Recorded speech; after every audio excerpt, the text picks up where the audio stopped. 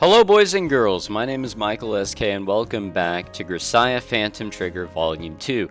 In the last episode, Haruto and Rena, they talked. I guess things are totally fine between them now. Rena was a little, I guess, uncomfortable after everything, and by everything I mean the mission.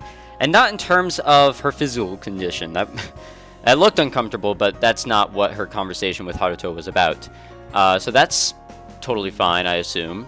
But Haruto spoke with Maki, Rena's sister, about whether she would, go away and probably die, or, join Haruto, join the gang, which sounds too good to be true, but apparently, according to him, paperwork is already done. He owns her, but I'm not exactly sure about that. We also saw a little bit of the past. We got to see where Rena was from.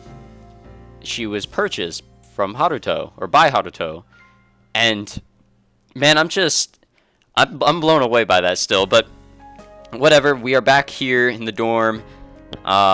Pretty much just what else is going on. They were talking. I think they were just talking about whatever before Rena decided to take off with Haruto, and then that's where the last episode began. So we have Chris coming back, as she clearly says, so let us resume. おかえりクリス。あ、紫、ご飯の前にお菓子食べてる。すまない。有坂先生が食べると言うからついね。私のせいですか？ Looks like she got out of there. あら先生、こんな時間にお珍しい。先生はこちらで何を？はい、カウンセリングです。レナさんが妹さんと喧嘩をしたようなので。そうですか。では先生もよかったら一緒に食事していかれませんか？いいんですか？はい、今日はたくさん料理を作りますのでご遠慮はいりませんよ。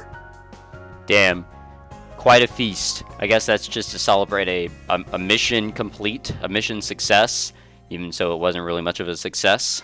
じゃあ、お言葉に甘えて。では、今から作り始めますので、もう少々お待ちください。何かお手伝いしましょうか？大丈夫ですよ。私の仕事を取らないでください。This is all Chris is good for. Come on. あ、はい。クリス帰ってきた。ご飯は？ I'm still not used to seeing her all bandaged up like that. 今から作ります。今日はごちそうですよ。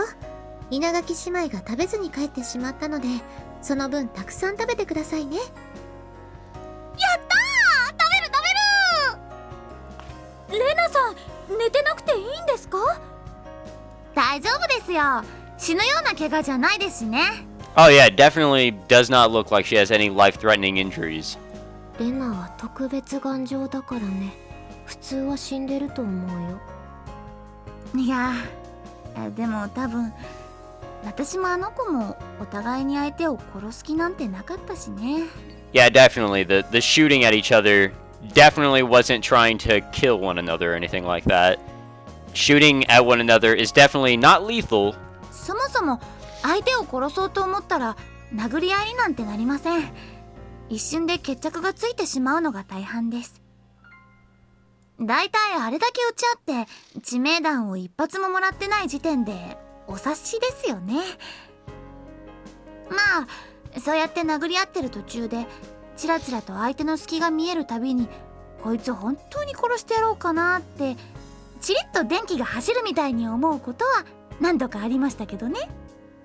妹さんって射撃が苦手で本当の妹じゃないって言ってた妹さんですよね。はい、養成所時代は泣き虫でどうしようもない子だったんだけど、すっごい大きくなっててびっくりした。 In more ways than one. Yeah, we are getting a flashback. Oh shit. Alright. This looks like a terrible part of town. 12% of all orphan children are admitted to government or civil institutions.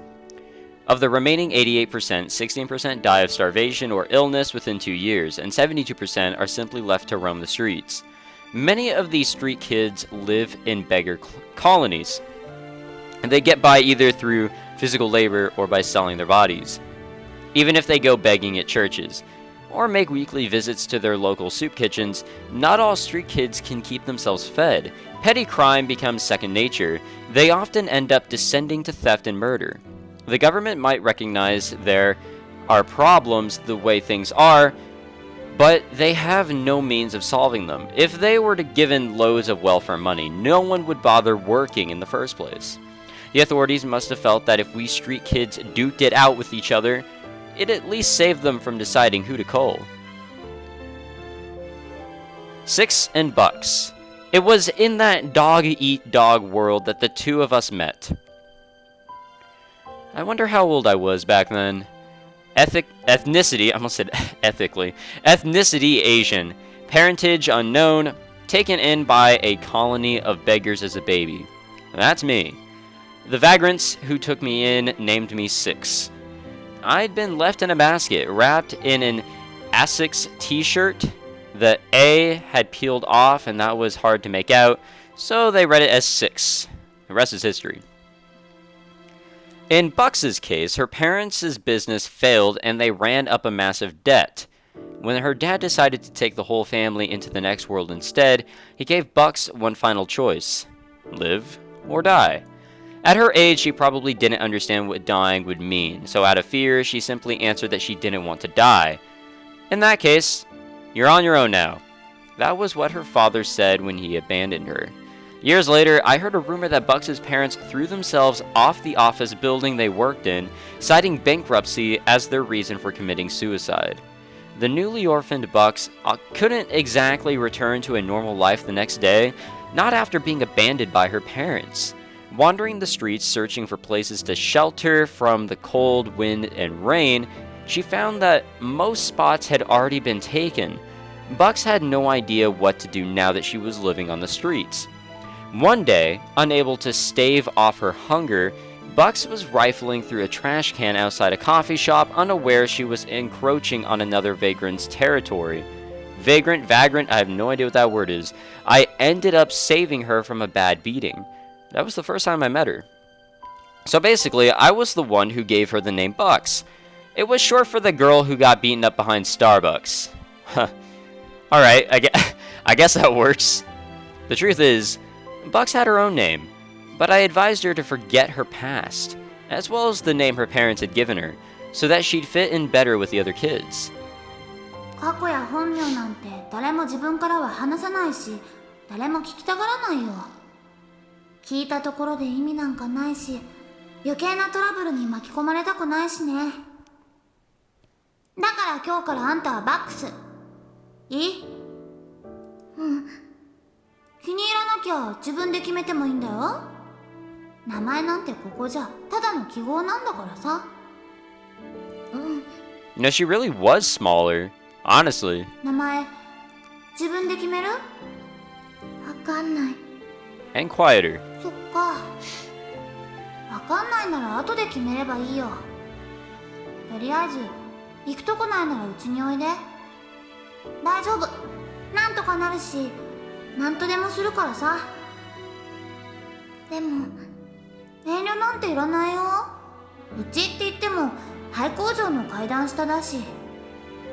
それに、いろんなやつがいるから、みんなが助けてくれるって。なんか、怖い。平気だって。みんな不老者だから変に浮いたりもしないし。大丈夫。それでも不安だってんなら、あんたさ、私の妹になりなよ。そうすりゃみんな可愛がってくれっからさ。妹？そう、シックスとバックス。名前も似てるしね。So that's how the two of us, immigrant street urchins, met. The reality is, a lot of these kids don't live past the age of 10, and as their numbers grow, they're pushed into one of two jobs: prostitution or killing. Those who don't like having to tend to unfamiliar men day in, day out, well, their only choice is to kill unfamiliar men day in, day out. Bucks and I were no exception. Well, I thought being a hooker sounded cool. Who the hell would... You know what? Whatever. They probably have a different mentality. Well, I thought being a hooker sounded cool, so I wouldn't have minded, but Buck strongly disagreed. The idea totally freaked her out. It even made her cry. Nothing left but to become murderers, huh? Or that's what I thought, but that made Bucks wail just as much. You can't eat if you don't work, though, and you can't survive without food. Starving brats like us only had two choices. 心配ないって。私も一緒にやるし、ずっと一緒にいるからさ。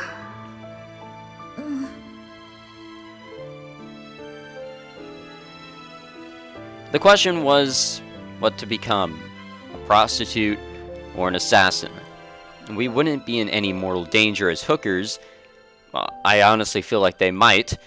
But as assassins, we'd be sent to a training facility and our food, clothing, and shelter would be guaranteed. Whichever path we chose, though, we'd need a man to help, a scout. Everything would hinge on the mood of the guy we spoke to and his connections. There was only one job center on the street, and it was next to the elementary school. Shooting sidelong glances at the happy children leading more normal lives, we trudged along towards it. Those kids had no worries, no fear of what tomorrow would bring. I was abandoned at birth, so it didn't bother me much, but it only made Bucks miserable, since she knew what a normal life was like. Perhaps shameful of her scruffy appearance, Bucks kept her head down. I still remember even now what Bucks mumbled in that moment. She raised her head and whispered so that only I could hear. 姉さん、あれ何？ん？ Bucks's dull gaze was directed at a crowd of school children gathered around a food stall eating tacos. タコスだね。食べたことなかったっけ？そっか。 Lucky for her, I had a little money on me. Not enough for one each, but maybe enough for one to share. お金ならあるよ。買おうか？いい。いらない。なんで？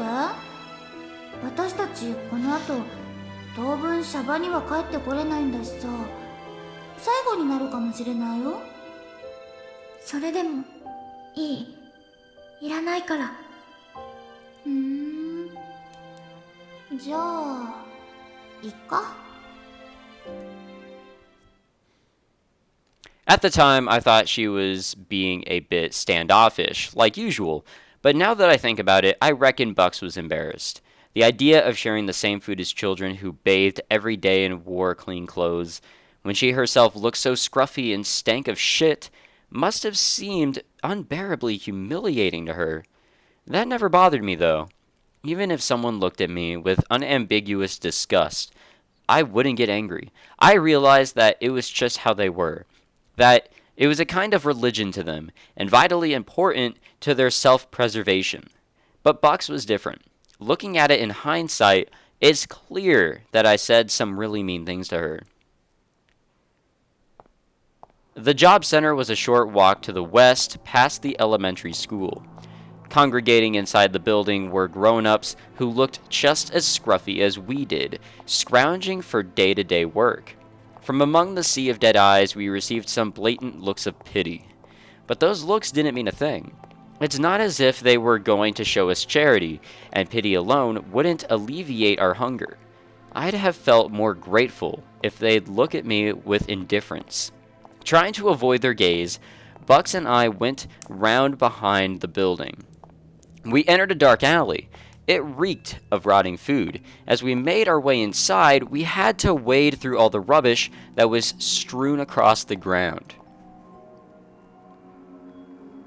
This place looks fucking lovely. As it got darker, I took Bucks's hand since she was finding it harder to see where she was walking. There was no way to go but forwards. At the end of the dim alleyway behind the building stood a man. He didn't look as shady as I'd imagined. His suit might not have been that expensive, but it was a proper suit. and he looked like your average businessman.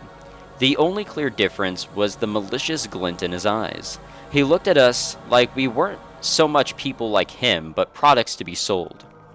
When I told the man we wanted jobs, he examined us from head to toe like we were cattle at an auction and then replied, "Take off your clothes." Lovely response.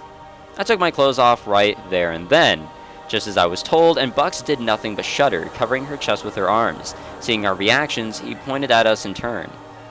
"You'll be an assassin." Then he pointed at Bucks. "And you'll be a prostitute." Huh? Shouldn't it be the other way around? According to this man, the sort of girl who obeys orders without question is naturally suited to be an assassin, and if she'll take her clothes off for anyone who asks, she won't be worth much as a hooker. But the kind of girl who freezes up when given a simple order, and spaces out until she's pardoned or saved, has no other option than to turn tricks. And anyone who dismisses an order, or who changes their attitude after having it explained to them, simply wouldn't be referred for any such job. A girl like that'll just cause trouble wherever she goes. He said that our work began the moment we presented ourselves to him, to which I replied that Bucks and I wouldn't be separated. I suggested that I should become a hooker too, but the man gave me a flat-out no. A girl like me wouldn't last long in the business, he said. He was sure that I'd either fall for a John and stir up trouble, or a John would fall for me and buy me off. I'd be a hard sell. So that meant there was no other course but for Bucks to become an assassin. The man advised against that too. He told us that, though it wasn't always the case, girls like Bucks tended to die on their first mission. Still, outstanding talents of her type do sometimes emerge, and a deal would be possible, provided she grew up a bit. Some buyers even went looking for that kind of stock. どうする？マックス。どうしよう。どうすればいい？ Aw, come on. You gotta decide for yourself. She was the kind of girl who couldn't really decide things for herself, instead relying on other people's judgment. They can make for strong assassins in their own way. I didn't necessarily believe that, but in the end, Bucks chose the assassin's path, just as I had. That's some good water right there. We may have become assassins, but that didn't mean we got work that very day. We were to receive 2 years of training before we'd even be qualified to set foot out in the field. By training, I don't mean learning how to kill. The first year was dedicated solely to building basic body strength. Short and long-distance running, digging holes and filling them back up again, swimming until we fainted, climbing stairs, playing basketball, using only our less dominant hands. We forced ourselves to work muscles people don't normally use. We spent every day tirelessly building up our strength, with no clue as to whether it would actually have any effect. Most people grumbled from the very first day of training. The ones who couldn't keep up after 3 days were deemed too weak, both physically and mentally, and were sent straight home. There weren't any kids there who would have breathed a sigh of relief at being allowed home. They wouldn't have been training with us if they had a home to return to. At first, when close to half the initial 200 trainees had dropped out, there was a rumor that those other kids became lab rats, but nobody really knew for sure. The training facility was already enough of a human testing ground as it was, my bad. Pushing yourself to your limits means just that, torturing your body until you're inches from death, then forcing yourself back up again with the aid of drugs. The only good thing about that place was the food. There, no one got angry at me for eating my fill. In fact, kids who wouldn't eat were force-fed. We were given these nutritionally enhanced meals, all of them laced with growth supplements meant to bulk us up. Truth is, Bucks and I expanded at an alarming rate, and we were often plagued with growing pains of one sort or another, fevers, headaches, muscle pain, and creaking joints. But once these passed, and we could move again, all of a sudden any exercise we used to struggle with, we were able to manage pretty easily. Everyone experienced these growing pains differently. While some kids' symptoms recurred every week, there were others who only felt them once a month. I was the former type. They hit me every week, on Thursdays. I see. Well, luckily it's not on Tuesdays, so later on she could have tacos without any sort of terrible reminiscing. It was really tough until I got used to it. When I got the chills, it was like my body was being dipped in ice water, and no matter how much I rubbed my joints, I couldn't relieve myself of the pain in them. It got so bad at times that I couldn't stand up. My mind got all hazy. I'd end up saying the same things over and over again. I'd get angry or start crying out of the blue. It was a real emotional roller coaster. But you get used to even the most intense growing pains once you've been through them a few times. You build up a tolerance. They weren't too much of a burden when it came to everyday activities. I actually found that they upped my body strength. According to my instructor, I'd reached peak physical condition. Even the wounds I got training each day healed in an instant. Cuts I picked up in the morning would be completely healed over by nighttime. I really felt like I had magic regenerative powers. I was quickly transforming into a monster, but Bucks stayed pretty average across the board. It wasn't as if she couldn't keep up with her daily training, but she'd never be among the top scorers. The growing pains struck her once a month, and although she did get pretty tall, she didn't build very much muscle. Though it didn't necessarily stand as proof that the man behind the job center was right, the fact remained that, of the two of us, I was the one who stood out more at the training facility. Still, our time there was good. Interesting way to describe that. But after that 2-year stint had ended, we began our trial period at Hollow House's HQ, upon which the gap in our abilities became evident. Being stationed at headquarters meant that you got a new name and identity, but they didn't have one conveniently prepared for everyone, of course. They gave preferential treatment to the high achievers. They gave me the social security number of Fukamiya Rena, who died in an accident along with her family.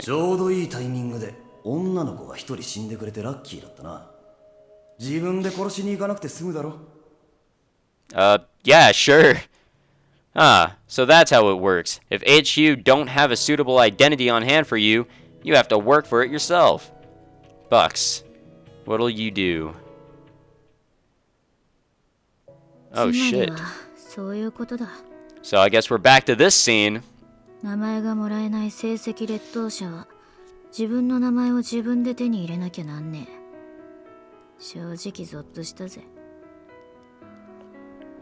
Well, you know, that shit spooks me too. That's terrifying. Everything that these two had to go through is something I, and many others would probably agree with this, it's something I wouldn't want to go through. I don't think anyone would really want to go through something like that.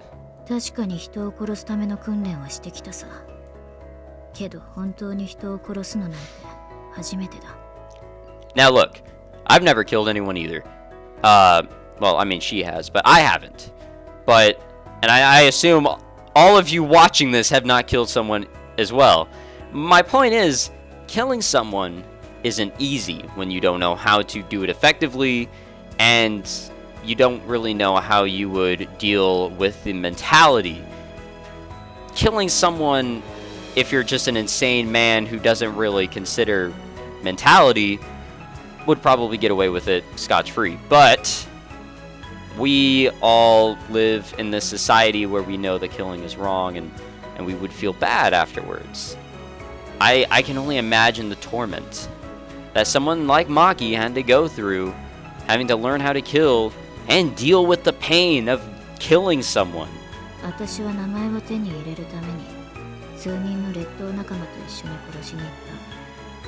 Sorry for the rambling back there. I love talking about killing.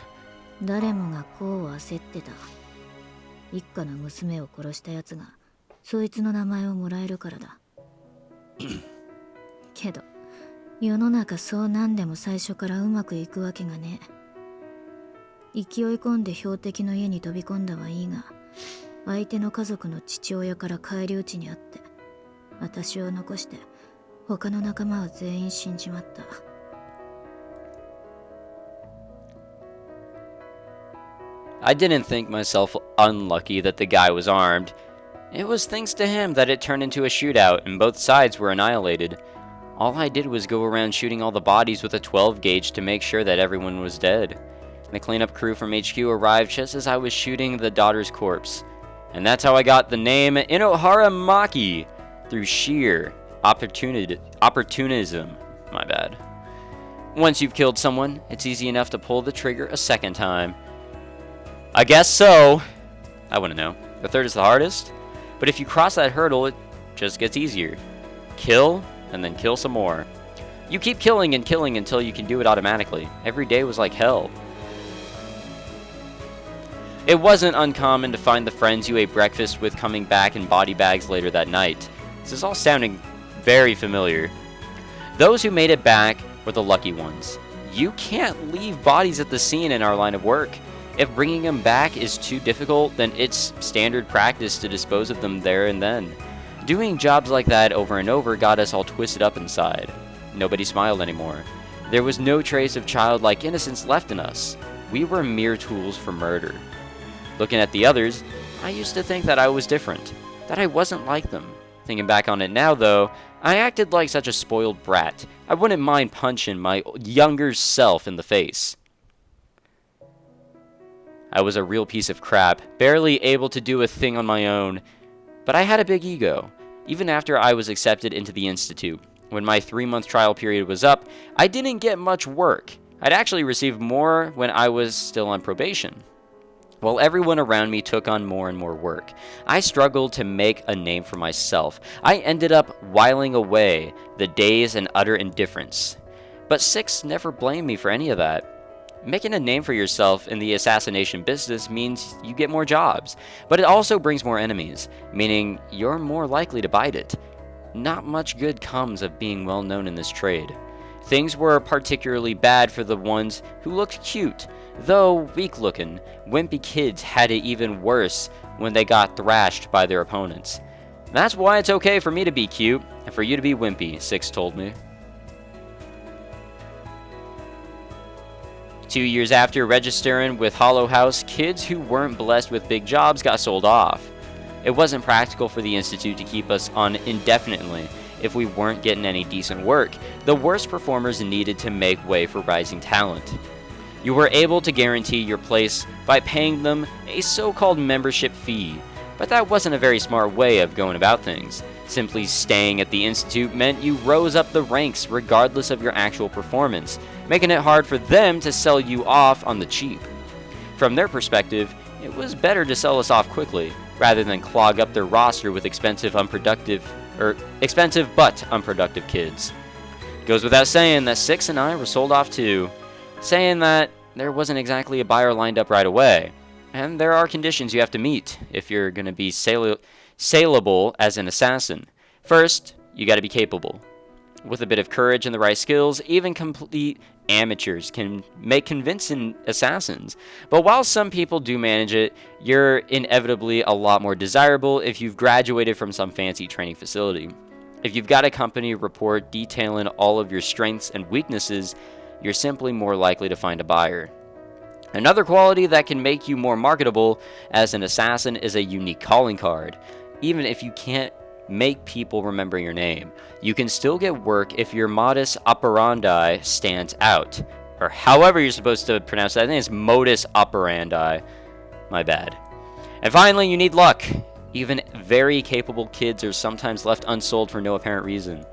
It may surprise you, but not many of us were able to sell ourselves based on our looks. No matter how attractive you seemed, work would dry up in an instant if you weren't cut out for killing. そんでま、私とシックスは運悪く2年間売れ残っちまって、2人とも同じようなタイミングで割引札を首からされて業者オークションにかけられたってわけだ。Sounds like a fantastic time. そしてたまたまオークションに参加してたあんたが偶然シックスを落札した。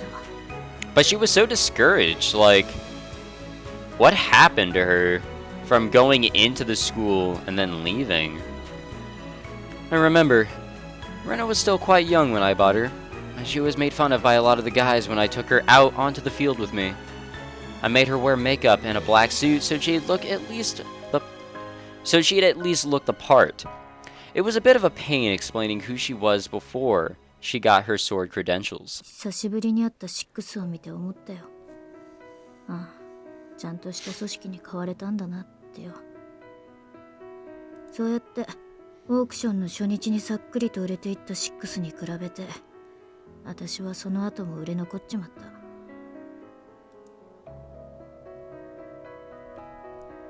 I don't mean to brag, but I had the body strength, and I could hold my own in a fight, but the kicker was how shit I am when it comes to handling guns. Whenever I try to aim, memories of my first job flash through my head and I miss. The only way I can get by is to shoot without aiming first, but people are rarely dumb enough to just lie down and let you put holes in them. That's why I've developed a shooting style that amounts to just firing at them non-stop till I've landed a hit. I mean, I guess it sort of works, you got the chance, but, I mean, that was pointed out with her fight with Rena, that doesn't exactly, or it's not exactly effective. An assassin who can't shoot is worse than a teetotaler running a liquor store. It was a no-brainer that I'd be left behind. There was no choice for me but to live hand to mouth, taking the same petty jobs I used to get.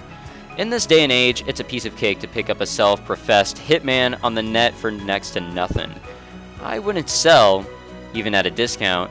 There was nothing for him to do but shove me in the bargain bin.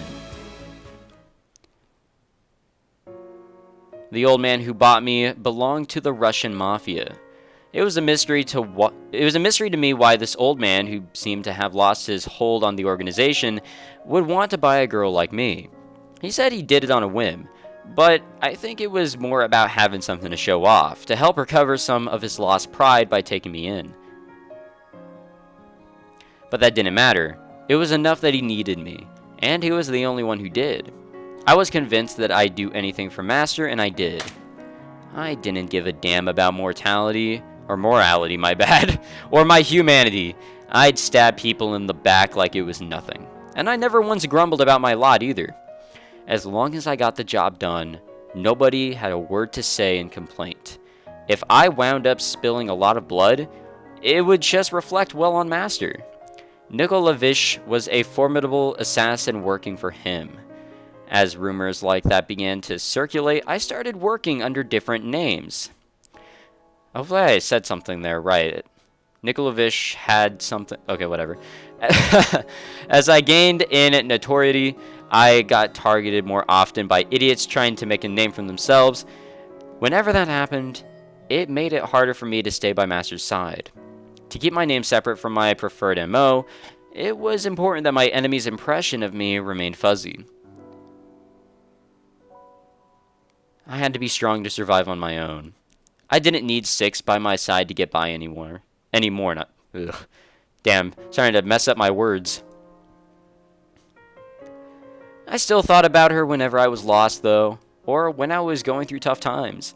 I'd wonder what she would do in my situation, or if we switched places.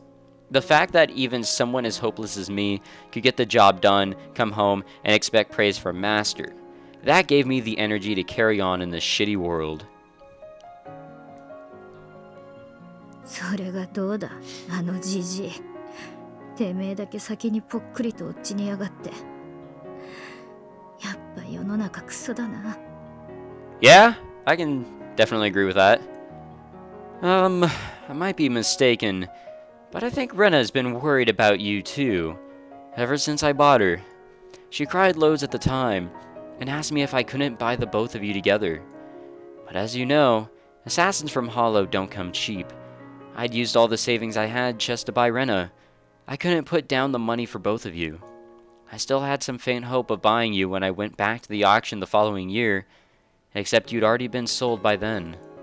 Rena kept an eye out for any news of you, but there was no easy way of discovering your whereabouts since your job required you to change your name so often. She always said that being an assassin wasn't really for you, and that it would be wonderful if you could get a clean slate and just live a normal life. だからなんだよ。別にそのことで恨んじゃいねえし、私は私で誰に心配される必要もなく、一人でちゃんとやってきたから、今ここでこうなってんだろうが。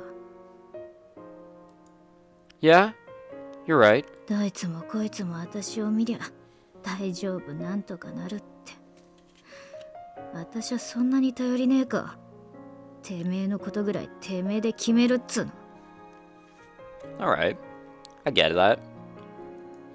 Yeah? And I've been telling you to do that how many times now, you dummy? はあ You're not even listening to me. Instead, you're getting carried away telling me your entire life story. You wonder if you're okay the way you are? It's talk like that, or it's talk like this that makes everyone so worried about you. てめえこの野郎おい今すぐほどけぶん殴ってやる You know what it is? You're the kind of girl who just won't cotton onto a thing unless you have it all spelled out for you. I get it now. てめえに私の何がわかるってんだよぶっ殺すぞ Hey Maki, be my bitch. 嫌だふざけんな Oh, shut up. You think you've got a right to refuse at this point? くそ If you promise not to fight back, or kick up a fuss, I'll let you out of those restraints. Okay? ここから出した途端に逃げ出すかもしれないぜ Escape? Where? You can run away, if you've got somewhere to go. As long as you didn't antagonize us, we wouldn't chase after you either. I'd give you the freedom to do that much at least. Think about it though. You're better off staying here, wouldn't you agree? 私あんたのことなんか嫌いあんたのそばにいるのなんか嫌 Haruto is quite smug, I'll at least say that. It's that, or it's the trouble of a different sort. Take your pick. Is it really that hard to choose? That kind of hurts my feelings. Oh shit. You're hungry, right? Why don't you think on it after having a bite to eat? You'll just end up depressing yourself further if you try mulling it over on an empty stomach. Everyone's over in the student dorms waiting for dinner. Come join them, Maki. Oh, maybe it's a bit too soon for me to be calling you Maki. How about Maki-chan? I don't much like adding chan to the end of girls' names, though. It feels kind of infantilizing. マキでいい Or how about I switch them around? Right? From now on, you can be Chan Maki. マキでいいって言ってんだろうが Yeesh. You don't have to get so worked up about it. Anyway, nice meeting you, Maki. Oh, and you can call me Haruto. That's what everyone apart from Rena calls me. Now, I'll give you back your watch as promised. あ It really is important to you, huh? いやどうかな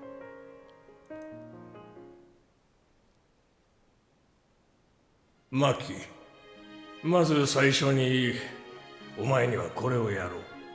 Alright, we're gonna end it on this. I feel like this is a, an okay point.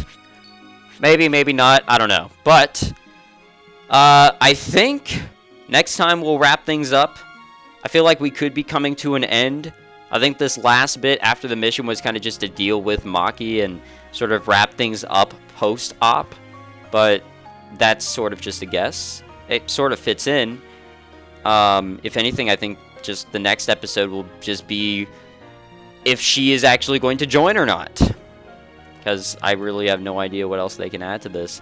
Doesn't seem like there's going to be any more action.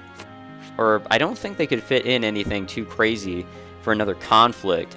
So I think all the action's taken care of, but whatever. We'll see what happens next time.